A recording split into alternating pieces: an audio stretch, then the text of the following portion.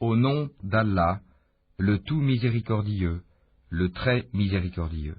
Par ceux qui arrachent violemment, et par ceux qui recueillent avec douceur, et par ceux qui voguent librement, puis s'élancent à toute vitesse, et règlent les affaires, le jour où la terre tremblera au premier son du clairon, immédiatement suivi du deuxième, ce jour-là il y aura des cœurs qui seront agités d'effroi, et leurs regards se baisseront.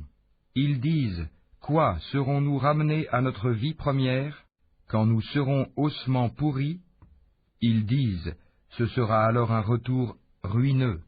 Il n'y aura qu'une sommation, et voilà qu'ils seront sur la terre ressuscités. Le récit de Moïse t'est-il parvenu?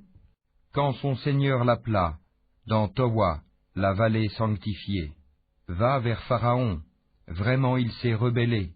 Puis dis-lui, voudrais-tu te purifier, et que je te guide vers ton Seigneur afin que tu le craignes? Il lui fit voir le très grand miracle, mais il le qualifia de mensonge et désobéit. Ensuite il tourna le dos, s'en alla précipitamment, rassembla les gens et leur fit une proclamation, et dit, c'est moi votre Seigneur, le Très-Haut. Alors Allah le saisit de la punition exemplaire de l'au-delà et de celle d'ici-bas. Il y a certes là un sujet de réflexion pour celui qui craint. Êtes-vous plus dur à créer ou le ciel qu'il a pourtant construit? Il a élevé bien haut sa voûte, puis l'a parfaitement ordonnée.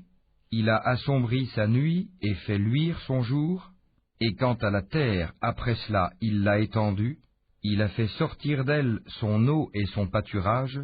Et quant aux montagnes, il les a ancrées, pour votre jouissance, vous et vos bestiaux.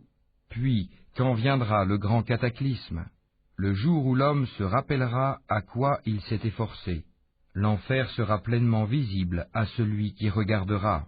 Quant à celui qui aura dépassé les limites et aura préféré la vie présente, alors l'enfer sera son refuge.